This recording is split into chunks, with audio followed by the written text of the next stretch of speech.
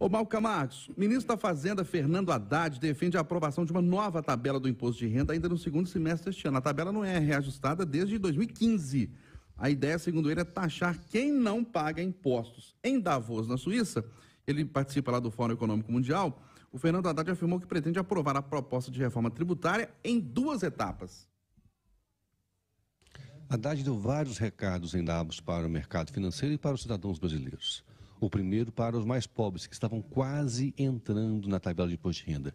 Em outras palavras, com números bem objetivos, quem recebesse mais de R$ 1.900 agora, em 2023, pagaria imposto de renda, ou seja, um pouco menos de um salário e meio. Então, a taxação, e significa retenção na fonte, significaria um grande prejuízo para a camada mais pobre. É necessário e urgente retomar o reajuste da tabela do imposto de renda, que não foi feito desde 2015, desde quando a presidente Dilma saiu do poder. E Haddad também fala um outro recado importante: a tentativa de zerar o déficit fiscal nos próximos 2 anos. Dá um sinal importante de que não vai continuar a gastança do governo, que o déficit vai ser interrompido para que o governo possa voltar a ter superávit e aí sim está em dia com as suas contas. Haddad também coloca um outro recado: a direção da reforma terá um beneficiário e um grupo que será mais inserido na reforma.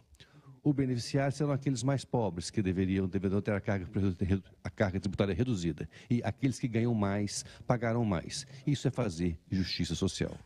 Ricardo Ketchum, como é que pode uma tabela do imposto de renda não ser reajustada desde 2015, 7 anos, a ponto de, como destacou o Malca Marcos, cidadão que hoje ganha um salário e meio, R$ 1.900, já vai pagar 7,5% de imposto de renda? Isso é uma vergonha, isso tem que ser mudado, não tenha dúvida nenhuma. Eu acho que qualquer pessoa com o mínimo de sensibilidade social concorda que essa tabela já tinha que ter sido alterada há muito tempo. Esse é um ponto. Agora, tem a outra ponta dessa questão toda. Aí eu já vou começar cutucando meu amigo Malco lá, porque quando ele fala que vão ter dois pedaços, né? 2 partes que vão ser uma beneficiada, aí ele ia falar assim, a outra prejudicada. Aí ele mudou o termo para inserido, a outra vai ser prejudicada sim.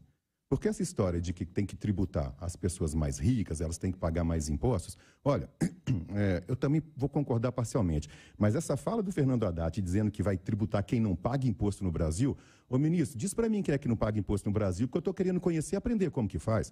Porque se tem uma coisa que qualquer brasileiro, mais pobre ou mais rico, faz bastante no país, é pagar mais imposto. E essa história de que vai tributar as pessoas mais ricas para poder beneficiar as mais pobres é mentira. Porque isso é toda vez a gente ouve essa conversa e na hora de, por exemplo, como aconteceu, aumentar o salário mínimo, não aumenta o salário mínimo, mas aumenta em 30%, 40% o salário de ministro, de desembargador, de juiz. Isso é balela. Essa história de que vai beneficiar os mais pobres com o dinheiro dos mais ricos é mentira. Isso só beneficia, como sempre, a casta do funcionalismo público. Essa sim não se importa de pagar mais imposto. Sabe por quê, Edu? Porque se aumenta imposto, eles aumentam os próprios salários e quem acaba pagando o aumento de imposto desse pessoal é a própria sociedade, é a própria iniciativa privada, que é quem carrega essa turma toda nas costas. É isso, Eduardo? Olha, por isso que é bom conversa de redação, né? Eu concordo um pouquinho com o Malco, um pouquinho com o Ketchum. A fala do ministro, lá em Davos, do Fórum Mundial, ela foi muito animadora, porque ela ataca 2 coisas que a gente precisa e sonha desde que o Brasil foi descoberto. Melhor distribuição de renda, ou mais justiça social e tributária, e o fim do déficit. Mas, ô ministro, eu estou com a mão coçando para bater palma para o senhor no final do governo, porque gato escaldado tem medo de água fria, e eu já não sou uma criança. Então, isso eu escuto de todos e todos os governos. Eu escuto de todos os governos. Aí eu estou com o Ketchum de que eu preciso ver para crer que rico vai pagar mais imposto. Agora, eu discordo do Ketchum quando ele fala que rico já paga muito imposto. Comparativamente com pobre, não. Com pobre, não. Com classe média, não. Porque, por exemplo, é duro saber que jet ski não paga imposto, IPVA. É duro saber que um iate, né? Outro dia eu fiquei sabendo que um jogador da seleção brasileira comprou um iate de 25 milhões e não paga imposto, IPVA. E tem as compensações, e aí eu vou entrar num terreno escorregadio, no qual eu tenho pouca militância, mas tem compensações tributárias, amigo. Tem não tributação de lucros, tem uma série de detalhes aí, entendeu? Não tributação de lucros, tem uma série de detalhes aí que você poderia fazer um banco pagar mais e o outro pagar menos. E para encerrar a minha prosa, Eustáquio, o que me apavora quando o PT chega com esse ânimo de reforma tributária, o que me apavora é o seguinte: Nós todos sabemos que a reforma tributária é na sua conta, não na minha. Isso é histórico no Brasil. Nós sabemos que os muito ricos têm o seu poder de lobby, têm a sua estrutura dentro do Congresso. Os muito pobres não podem pagar nada. Você vai cobrar o quê do cara que é pobre? Sobra quem? Quem está carregando o país. Sobra a chamada classe média. Eu estou falando do médico, do engenheiro, do jornalista, do cara que labuta, estuda pra caramba. Estuda pra caramba. Ganha 10 mil reais por mês e o governo leva 4 mil dele. E ainda tem que pagar escola, saúde, tudo por fora. Então, o meu medo é que esse discurso muito bonito, mas com Lira na presidência da Câmara, amigo. Hein? Edu, deixa eu só fazer um contraponto rapidinho, Edu. A questão que eu coloquei, e eu acho que eu vou frisar esse ponto de vista, eu não estou falando especificamente em bens duráveis ou bens como avião, como jet ski, nem nada disso, porque estamos falando impostos sobre um produto especificamente. O que o ministro Haddad colocou e eu, Ricardo, aí eu fico bravo, é dizer que a pessoa física, né, do rico não paga imposto. Paga muito. E mesmo quando a gente fala que não há tributação de lucro, há tributação pesadíssima no lucro das empresas. O que não há tributação é do dividendo que o dono de uma empresa, que o empreendedor tira depois de ter pagado bastante imposto lá. É isso que eu fico bastante incomodado. E tem também esse outro aspecto que você falou sobre isenções fiscais, sobre os privilégios de alguns setores. Isso sim tem que mexer. Mas isso não significa não pagar imposto, significa pagar menos imposto, ainda que isso seja descontado sobre os mais pobres, sim. Aí eu concordo com todo mundo. Eu não vou me conformar nunca que a maior locadora da América Latina, que nos orgulha muito estar aqui, pagar o IPVA metade do que eu pago. Não vou me conformar nunca. Ah, não, porque se não fizer isso, ela vai para outro lugar. Que vá, ué. Não é uma Aliás, desculpa. Que vá, não. Que haja, nesta reforma tributária, uma normatização nacional. Sim, aí tem que ser no âmbito do CONFAS, aí não vai sair nunca. Não pode sair daqui para ir para Curitiba, porque o IPVA lá também é o mesmo. Ô, Leonardo Bortoleto, não é uma incoerência, por exemplo, o Ricardo Ketchman citou os dividendos, né, que o empresário recebe pelo lucro da sua empresa, mas ele não paga pelos dividendos. O cidadão ganha 3 mil reais, tem desconto do imposto de renda retido na fonte, então é uma incoerência.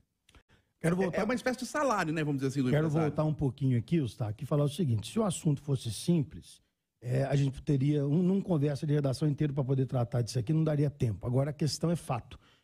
Não atualizar a tabela do imposto de renda, tem que lembrar, durante o governo Bolsonaro não houve nenhuma atualização. 2015, 2016, também sobre outra gestão que não do PT, não teve. Na época do PT teve. Então, primeiro ponto. Segundo, isso aqui não é um recado, não. Eu vou discordar um pouco do Malco, nosso amigo. Isso aqui é uma piada. Isso aqui que ele está falando é uma piada. Você coloca o bode na sala. Você coloca o mais pobre para começar a sinalizar de que ele vai pagar imposto, para daqui 6 meses entrar no Congresso, modificar isso para poder taxar em cima. E aí vou fazer uma ponderação minha. Há um risco muito grande da gente enganar a sociedade brasileira de que empresário não é classe média. Empresário é classe média. Quem estuda economia, quem vê o desenvolvimento econômico do país, entende que a grandíssima maioria dos empresários e empresárias brasileiros é de classe média.